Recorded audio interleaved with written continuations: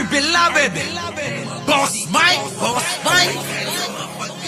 Cervera.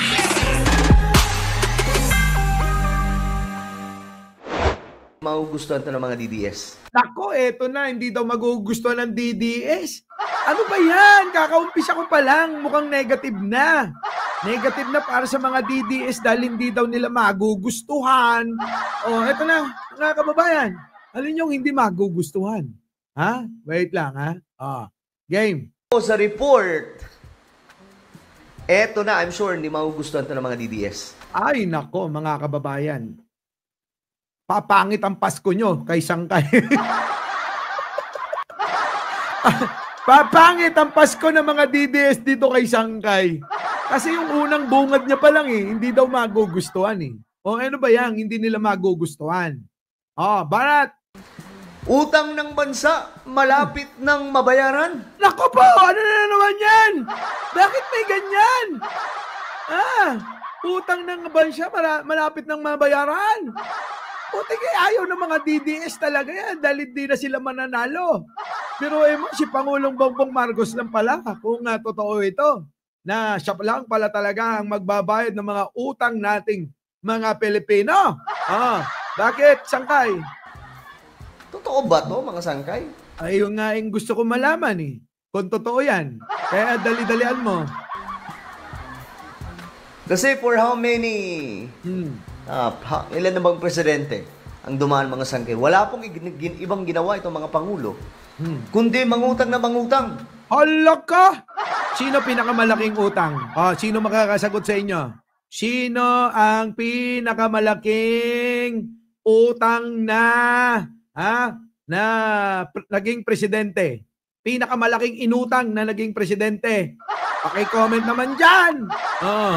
Eto na. Pasok. Pero sa panahon po ni PBBM, nagbabayad po tayo ng nagbabayad.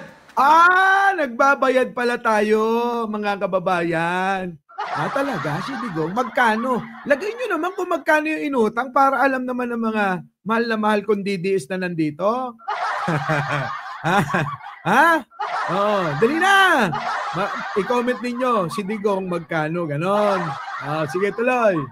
Bakit? Nagbabayad? Talaga? Aba, teka, saan ba kumukuha ng pambayad ng Marcos administration? Yun na nga ang tanong ko rin. Saan kumukuha? Gayong iniwanan na nga tayo ng trilyon na utang ni Digonyo. Tama naman, di ba? Oo, ayan 13 trillion utang ginawa ni Duterte. Talaga magic,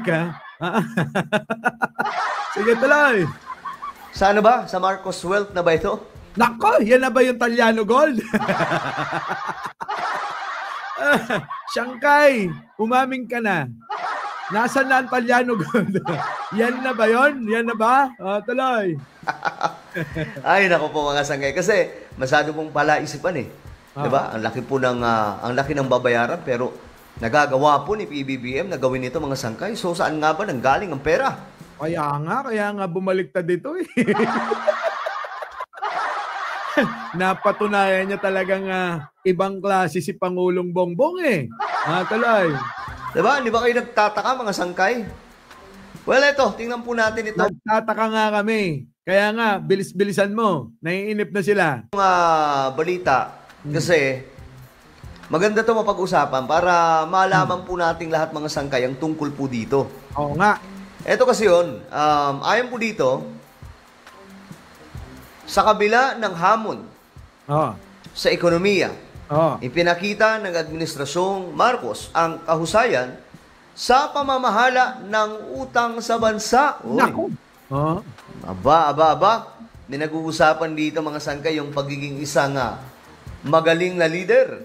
Oo nga. Kung pinakamagaling na leader, wala nang iba kung hindi si Pangulong Ferdinand Marcos Sr. Sinundan ng kanyang anak, mga kababayan, wala nang iba kundi si Pangulong Bongbong.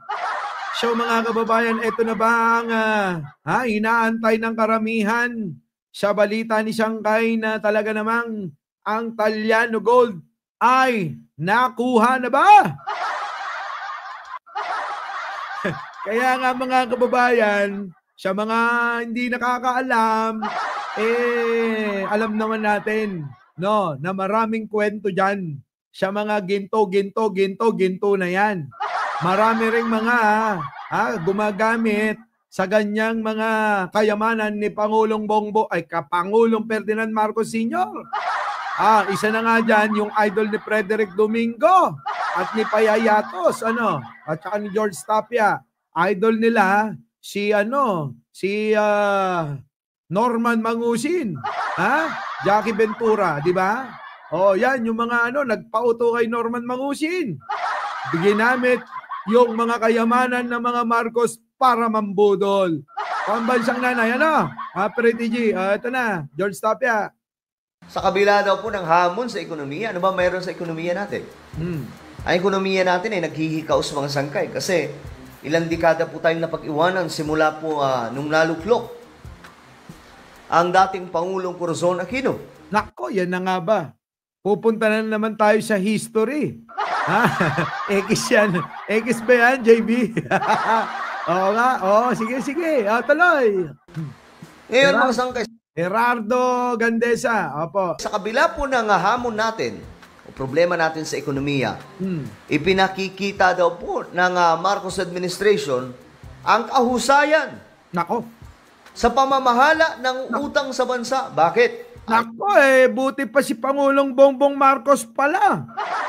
Kumpara sa mga nagdaang mga presidente.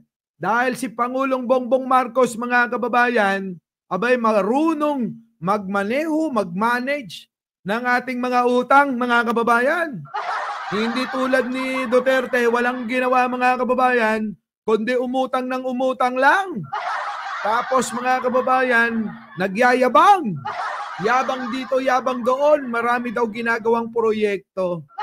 Tapos mga kababayan, ang nangyari, wala tayong makita. Oo. Tuloy. Sa balita, umabot na sa 1.86 million or trillion pala, hindi million.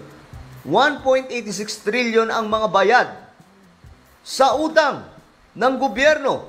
Nako. Hanggang sa katapusan ng Oktubre, na halos 92% na ang target na bayad para sa 2024. Nako, bayad na yung mga interest ba to? Utang mismo, Linawin mo para hindi tayo nasasabihan na fake news. Oo. Di ba mga kababayan? At least, kita nyo naman, nababalita. Mga sangkay. Nakakatuwa yun, Siyempre, matutuwa ka talaga dyan. Sino ba namang hindi matutuwa? Kung sabi ko nga kanina, yung dating Pangulo, walang ginawa kundi umutang ng umutang, tapos kupit ng kupit. Kita nyo mga kababayan, makita nyo yung mga anak, mga kababayan Ay grabe, wala namang mga hanap buhay, walang trabaho. Yung bunsong anak doon sa taga Valenzuela.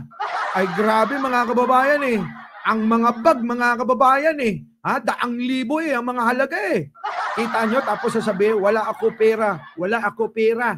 Oo, mahirap ko. Ganon pero mga kababayan, hindi naman maitatago yan. Bakit? Mga kababayan, kapag ka may pera kayo, tandaan nyo tong sasabihin ko. Kapag ka may pera kayo, pag hindi nyo ginastos, hindi inyo yan. Kaya mga kababayan, kapag ka may pera kayo, i-enjoy nyo yan. Diba? Oo. Ang nag-i-enjoy na lang ng pera ko, eto. Yan. Oh.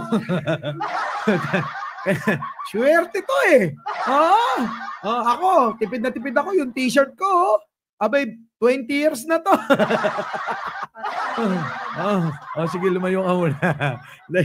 Nawawala ako. Di ba mga kababayan?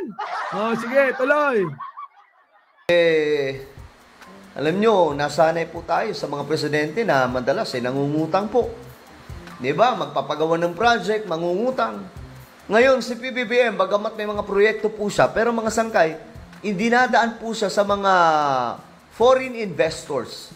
Para po galing mga kababayan, ganun pala yun. Dinadaan yung mga project sa mga foreign investors. Kasi nga mga kababayan, sandamakmak ang utang nating iniwan So mga kababayan, kung ang gagawin natin, tayo na naman ang gagawa at uutang tayong gagawa tulad ng ginawa ni Digong, mababaon tayo. Ang ginagawa ni Pangulo ngayon, mga kababayan, ginigisa yung mga investors sa sarili nilang mantika eh. Ha? Tama, ano? Magaling, mahusay. At saka alam nyo, si Pangulo, grabe yan mga kababayan. Siya talaga yung nakikipag-usap sa mga yan. Oo, hindi dinadaan kung kani-kanino lang. Sangkay, ulitin mo.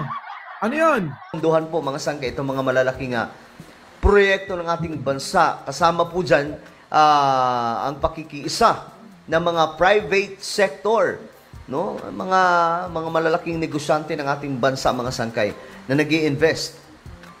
Ayon dito, ang hakbang na ito ay nagpapakita ng malasakit at responsibilidad ni Pangulong Marcos sa pamamahala ng pondo na nagbigay ng positibong indikasyon sa matatag na ekonomiya. Yun! Kaya naman pala sinasabi nila, matatag ang ekonomiya ng Pilipinas kahit pa mga kababayan. Oo. Ano pang mga paninira ng mga inang-ina. Oo. Di ba? Ano saan na ba yun? Yung balita na yun. Nananatili daw na matatag ang ekonomiya. Bakit? Kasi nga daw mga kababayan, kahit na anong pambabatikos, nang ginagawa ng mga hinayupak na mga inang-inang yan, mga kababayan, malupit pa rin talaga. Oo, nasa na yun? Hanapin ko lang. Saan ko ba nilagay yun? Ewan ko sa iyo, Boss Mike. Eto. Tignan nyo, mga kababayan, pasok. Figure at Vice President Sara Duterte. Binigyan din naman po ng Fitch Ratings na nananatili pa rin umanong solid ang pag-unlad ng ekonomiya ng bansa, bagamat nakararanas ng pagbagal. Kita nyo, matatag pa rin mga kababayan. Bumabagal lang yan. Ang dapat nyong sisihin, si Digong, si Sara, si Bato, si Bongo, si Roque, at iba pang mga gonggong. Yan po kasi nananatili namang matatag pakinggan natin ulit mga kababayan. Ito, luka-luka, katabi ni Presidente. Pangiti-ngiti lang yan pero nakarami na yan. President Sara Duterte. Binigyan din naman po ng Fitch Ratings na nananatili pa rin umanong solid ang pag-unlad ng ekonomiya ng bansa. Okay. Yan, tama si Sangkay. Nananatili nga. Tuloy. Pasok. Na nag-i-invest. Ayon dito, ang hakbang na ito ay nagpapakita ng malasakit at responsibilidad ni Pangulong Marcos sa pamamahala ng pondo na nagbigay ng positibong indikasyon sa matatag na ekonomiya. Yun, tama. Di ba paring Jigs? Tama. Malakas. Angeline Calyado, magic. Priscilla Ramil. Di ba? Ansit. Naku, mga kababayan. So, alam nyo, sa totoo lang, ulitin ko lang sa inyo. Maganda ang patakbo ni Pangulong Bongbong Marcos sa bansang ito. Ang problema, mga kababayan, at nagpapahirap sa atin na imbis na maayos, mas mabilis ang pag-unlad ng bansang ito, etong mga grupo ni Duterte. Kung etong mga grupo ni Duterte ay tumulong na lang sana kung talagang mahal nila ang bansa, mga kababayan, hindi yung walang ginawa kundi mangwalangya. Mangwalangya sa mga nakaupo sa gobyerno tulad ni Pangulong Bongbong Marcos, ni Speaker at ng iba pa. Kita nyo, inaatake ng mga aso. Aso. Literal na mga aso ng mga Duterte. Diba? Nangunguna na dyan sino? Sila Banat Bay, Maharlika, Amuyong Vlogger. Yung mga yan. Kakanain nila ng mga propaganda. Grabe yung propaganda nila. Gagawa sila ng moro-morong mga survey. Puputol-putulin lang nila. Siyempre mga kababayan, maraming nalilinlang. Kaya nga, siyempre mayroong magsasabi pa rin na gusto namin si Duterte. Pero kung inyong pag-aaralan nga mga kababayan, nasaan kung gusto nila si Duterte? Di po ba? Yun nga ay propaganda yan. Nang sa ganun mga kababayan, yung mga tao na mga bihira lang na makapanood ng balita, at social media, dahil sa busy sa mga trabaho, madalas kung ano na lang yung napapanood, yun ang pinaniniwalaan. Di po ba? Kaya mga kababayan, nako, kung meron tayong isusumpa bago magpasko. Mga kababayan, kung meron tayong isusumpa bago magpasko, wala nang iba tong grupo at pamilya ni Duterte. Mga kababayan, yan ang totoo. Bukas pa naman ang Pasko. Di ba? Sila yung nagpapagulo eh. Tuloy. Okay. Ang ganda ng sinabi dito. Tumaas sa 25.7 ang mga 25.7% ang mga bayad sa utang kumpara sa nakaraang taon. Kung saan ang malaking bahagi ng bayarin ay inilaan sa pagbabayad ng principal ng utang na nakatulong sa pagpapababa ng utang sa bansa. Yung principal pala binabayaran. Hindi pala yung interest, mga kababayan. Kita nyo? Aba, mga kababayan. Aba, kakaiba yan. Biruin ninyo. Yung principal na yung binabayaran ni Pangulo. Nung panahon nga ni Digong, kahit interest, hindi binayaran eh. Di ba? Principal! Di ba? Sige, tuloy. Kita nyo na mga sangkay. O ngayon, syempre, mapapahiya dito yung mga batikos ng batikos sa pamahalaan. Medyo ano sila dito mga sangkay ngayon? Gagawa na naman po sila ng fake news. Hindi, po yan maging totoo. Binalita na nga po mga sangkay, di ba? Nakaraan lamang ilan po mga media ang nagbalita tungkol dyan. Naku, oo nga. Kaya nga, pinakita ko na sangkay. Oo, marami nang nagbalita tungkol dyan na ang ating ekonomiya nananatiling matatag sa pamumuno ni Pangulong Bongbong. At, sa pambabatikos ng mga digong at mga gunggong. Mga kababayan, talagang ganun talaga. Oo. Bumabagal yung ating pag-unlad.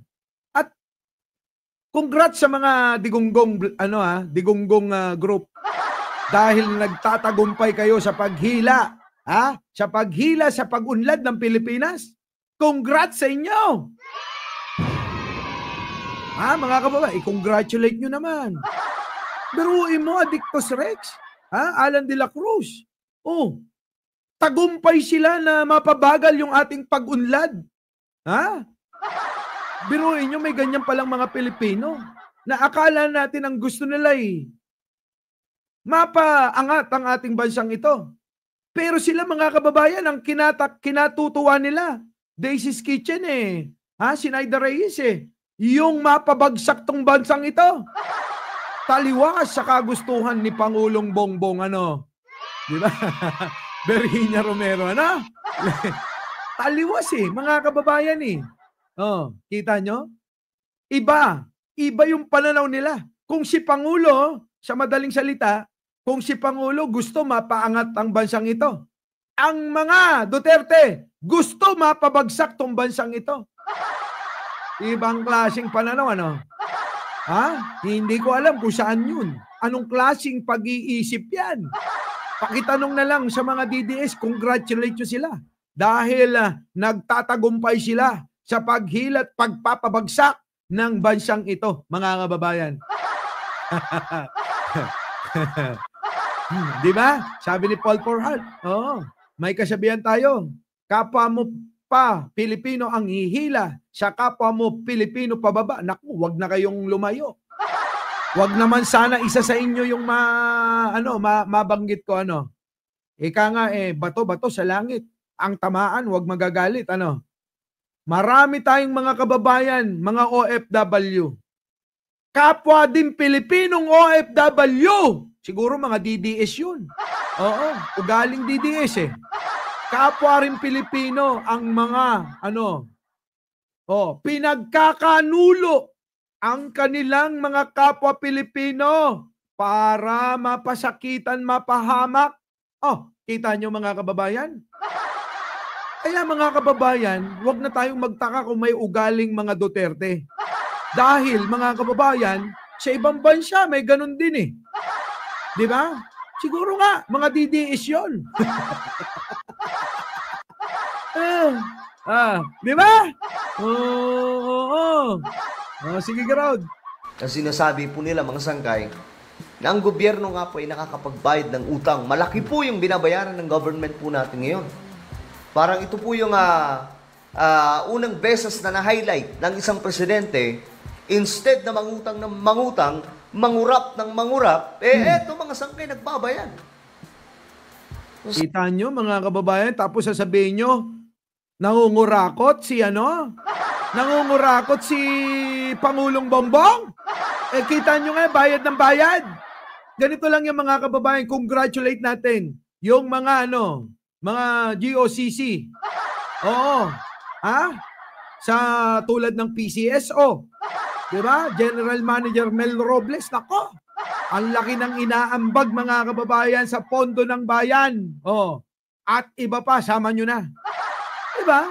Kasi mga kababayan, diyan kumikita eh. Hindi lang yung mga buwis natin. BIR ang pinagkukunan natin eh. Mayroon pa tayong mga kawani ng gobyerno na kumakamal tayo ng kita eh.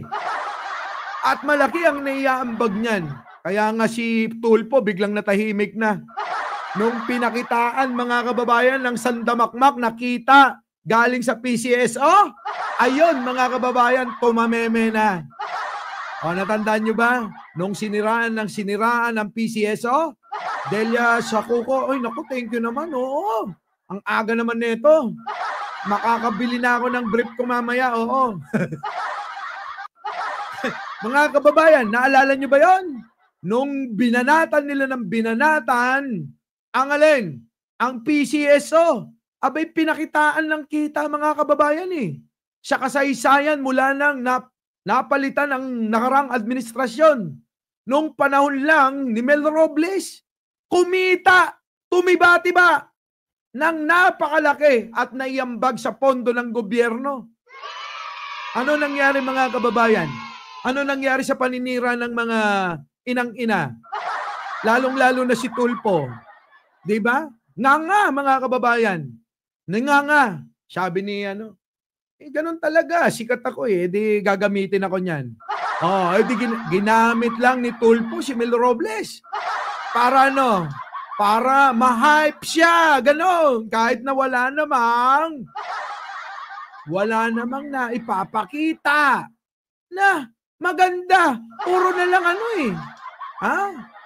Puro na lang pasikat eh. Ay, yung mga tao naman kasi madaling malinlang, mga kababayan. Sabi ko nga sa inyo, mag-usisa kayong maigi kung sino ang totoo at hindi. Marami dyan, pakitang tao lang. Pero mga kababayan, yung pera ng bayan, nako mga kababayan, limpak-limpak ang binubulsa ng mga yan. Sige, tuloy. Saan ka nakakita ng ganun? Diba? Sa kabila ng pagtaas ng alin? Ng interes, naabot ng gobyerno ang 96.8 ng target na bayad sa principal. Naku, muntik lang mag 100%, mga kababayan. Ay, grabe. Oo. Malupit talaga si Pangulong Bongbong. Patunay ng matatag na plano sa pagbabayad at pagpapabuti. Thank you naman, abon mo to. Sana all ganito. Sabi niya, Boss Mike, I recommend your channel to my sister in the US. Sabi niya, she likes listening to you. Yun daw pampatulog. Naku, ano ba yung boses ko? Nakakaantok ba yung boses ko? Pampatulog. Oy, grabe naman. Hindi ko kung enjoyed siya makinig or nai-relax siya. Hala ka, mga kababayan, Pero salamat pa rin. Tuloy. Ang pondo. Alam niyo, mga sangkay, hindi gaano nga po ito na-highlight sa media eh. Oo nga, syempre alam mo na, Ina Wood, di ba? Delia Rosario, alam niyo na. Datwali Haidar, Hanok, di ba? Alam niyo na, mga kababayan. Kasi alam niyo na, 6 yung anak kong pinatulog ko ng magic song ko eh. Alam niyo yung kinakanta ko? Ganito lang Oy, baka makarelate Oo, sarili ko tong composition. Yung lang muna. Yung beat lang muna. Na na na na na na na na na na na na na. Puta, tulog agad eh. Mga ayos, mga kababayan. Ulit-ulit nyo lang yun. Na na na. Medyo pampasampas ng konti sa puwet. Na na na na na na na na na na. Mamaya pumipikit na eh. Ganun, mga kababayan. Ulit-ulit lang yun. Putik na yan. Yung mga anak ko, 6 na yun. Ay, naku, makaama lahat yun. Oo, mga kababayan. Oo, lahat yun. Walang naging makananay. Kaya mga nanay, bumawi kayo. Huwag kayong papayag. Nako, tandaan nyo, magsisisi kayo. Lalayo yung mga anak ninyo pag hindi kayo nag-alaga eh. Ako nung araw, mga kababayan eh. Kukwento ko lang bago natin ito talakayin. Sa umaga, mamamalengke ko. Oo, mamamalengke ko. Yung pinamalengke ko, lulutuin ko. Pagkatapos ko lutuin, mga kababayan, gigising na yung mga anak ko. Halika na kayo, kumain na kayo. Yung niluto ko, nako, ako pa magsusubo kasi sunod-sunod yun eh. Sunod-sunod yung edad nun eh. Subo, pak, subo, kain. Naku, Diyos ko, talagang ulirang amang ko nun eh. Yung peg ko, mga kababayan, iba eh. Tapos na, mga kababayan. Liligpitin ko yung mga pinagkainan. Liligpitin ko. Napakain ko na. Yung mga anak ko, sige, mag-ayos na kayo. Yung iba, papasok na. Yung iba, balik kwarto. Ganon. Di tapos na lahat. Nilinis ko na rin yung bahay. Malinis na, mga kababayan. Siyempre, magpapahinga naman ako noon. Pag-akyat ko, mga kababayan, yung asawa ko, humihilik eh. Puta, humihilik pa rin. Natapos ko ng lahat. Nakapamalengke, nakapaglinis, nakapagluto, nakapagpakain na ako ng mga anak. Putik na yan, mga kababayan, pag-akyat ko. Kaya asawa ko, humihilik pa eh. Tapos, mga kababayan, ito'y kwento ko noon. Tapusin nyo yung kwento ko bago kayo humusga, ha? Mga ganun, mga kababayan, nakabulagta sa kami. Mga ganun. Siyempre, para hindi maabala, dahan-dahan akong mahihiga sa tabi. Puta, nagising, mga kababayan. Siya pagalit eh. Ang likot mo naman matulog. Putik na yan, mga kababayan. Oo, napag-isip-isip ko, mga kababayan, ha? Putik na yan, ha? Mukhang mali na to. Ayun, iniwan ko. Iniwan ko. Mga kababayan. Tapos ang kwento. Ngayon dito na tayo. Kasi iba na kasama ko ngayon. Di ba? Yung kwento nito masipag, kakaiba. Paggising ko, mga kababayan, nabaliktad na mundo. Kung yun ang ginagawa ko noon, ngayon iba na. Yun na yung ginagawa sa akin ngayon. Kaya nga, mga kababayan, kakaiba. Si Jan Angeles. Paggising ko, mga kababayan, nakalatag na pagkain. Paglabas ko ng bahay, nako, malinis, mabango lahat. Grabe, linis lahat. Pagpunta ko ng ng aming walk-in closet, nako, napakaayos na mga damit ko. Kasi mga kababayan, ang damit ko, karamihan kulay itim. Nakahang lahat, mga kababayan. Isang kwarto, ganun. Diba? Naku, mga kababayan. Alam nyo, ano ang aral? Yun. Ano ang aral dito? Huwag kayong mananatili sa isang relasyon, lugar, o posisyon kung kayo'y nagkakasala. Nagets nyo, mga kababayan? Kasi magkakasala na kayo. Bakit? Hindi nyo na nagugustuhan kung ano yung sitwasyon, kinalalagyan, o anumang lugar na naroroon kayo. Abay, kung magkakasala na kayo, lumayas na kayo. Ganon, mga kababayan. Di ba? Tama? Tama!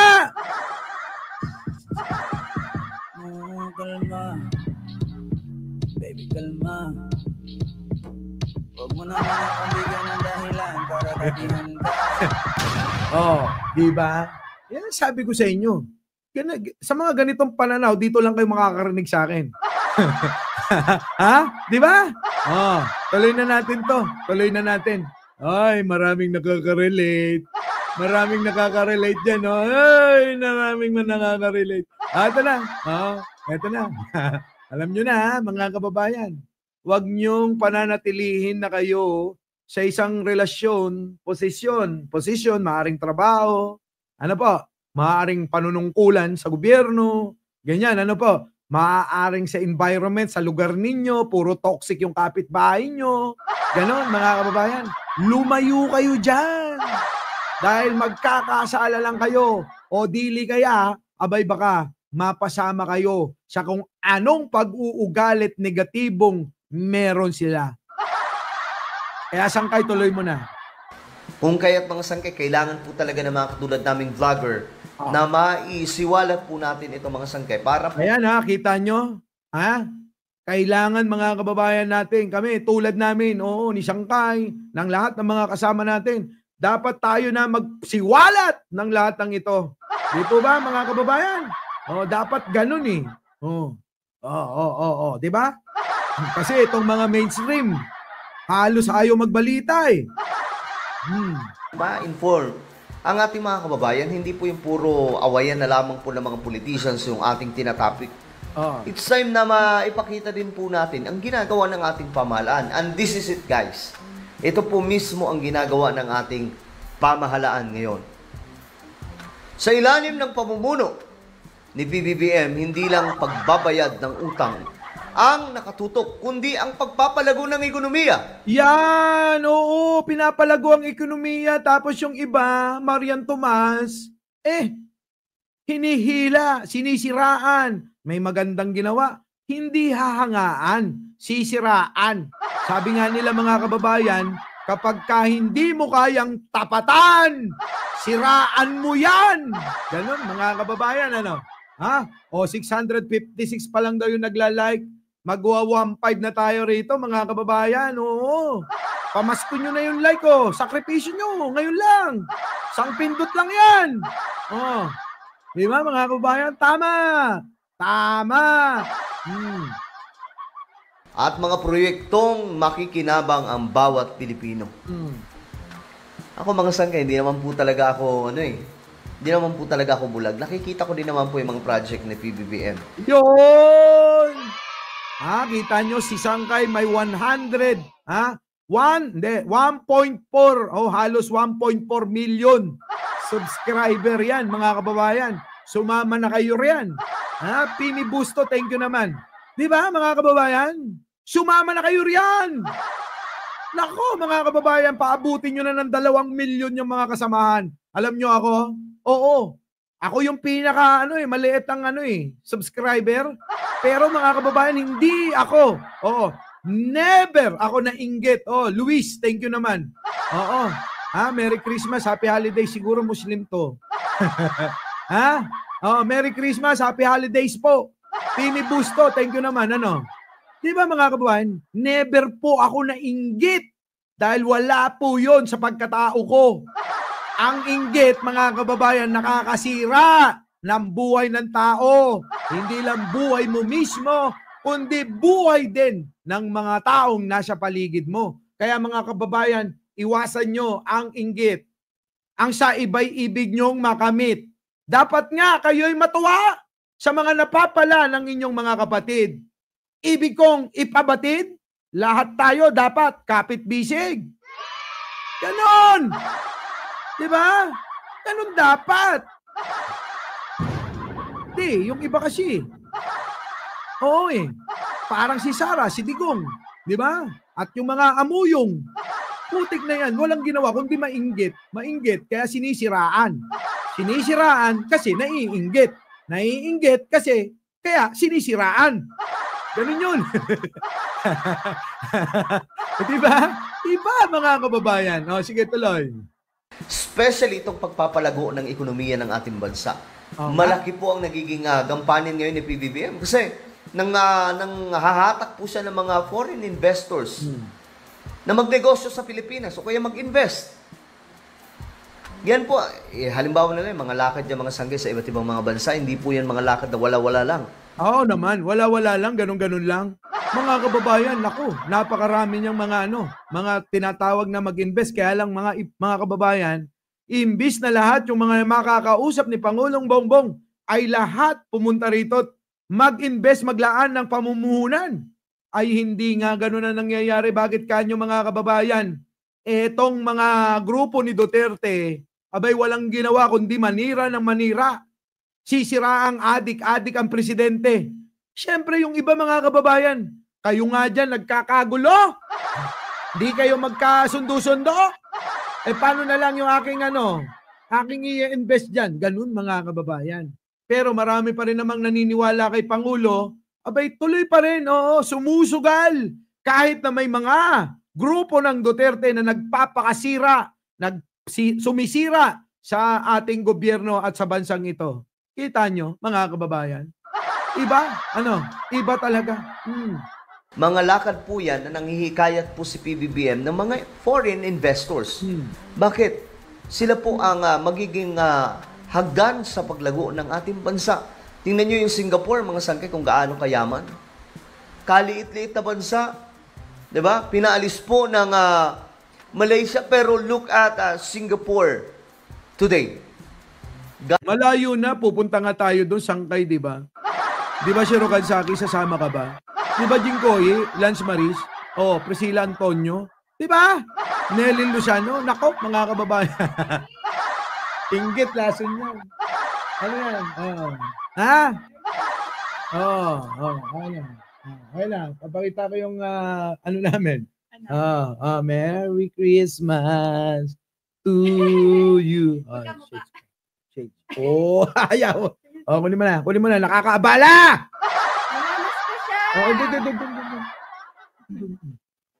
Eto na mga kababayan. Tuloy. Sumisingit si Paano na po kayaman ng Singapore? Dahil po yan sa mga foreign investors or foreign direct investment. So itong kailangan o ginagawa ngayon ni PBBM na hindi po makita ito ng marami mga sangkay. Nakakakita lamang po nito yung talagang malalawak yung pag-iisip. Ibig sabihin ni Sangkay, ang nakakakita lang daw ng ginagawa ni Pangulong Bongbong ay yung mga malalawak ang isip. So parang sinasabi niya yung mga DDS, bobot mangmang talaga. Mga bobot mangmang pala kayo eh. Sabi ni Sangkay, yung mga DDS, bobot mangmang pala. Sul-sulit. Ulitin nga natin sinabi nito. Ano sabi mo, Sangkay? Naku, galingan mo, Sangkay. Yayariin ka ng mga yan. Or foreign direct investment. So itong kailangan o ginagawa ngayon ni PBBM na hindi po makita ito ng marami mga sangkay. Nakakakita lamang po nito yung talagang malalawak yung pag-iisip at tinitingnan po talaga yung trabaho ng ating Pangulo. Kita nyo? Ang nakakakita lang daw yung malalawak ang isip. Di sa makatuwid mga kababayan, yung mga DDS, mga mangmang talaga yan. Dahil hindi nila makita yung ating mga yung ginagawa ng ating Pangulo. Kita nyo nagpapakahirap ng gusto, trabaho ng trabaho, di na nga natutulog Tapos di ba? Wala kayo talaga. Wala, itong mga DDS. Sabi ni Sangkay. Yung mga mangmang daw kayo. Boss Mike, wala naman sinabing ganun malawak ang isip ko. Yun din yung ibig sabihin nun Di ba? Di ba, Jenorvin? Tuloy. Huwag po tayo basta-basta maniniwala sa mga hype ng mga fake news na yan. Hayop pala kayo sabi ni Sangkay 1,400,000 subscriber. Mga hayop kayo, mga DDS kayo. Sabi rito. Boss Mike, magpapasko, hinahanapan mo ng kaaway si Sangkay.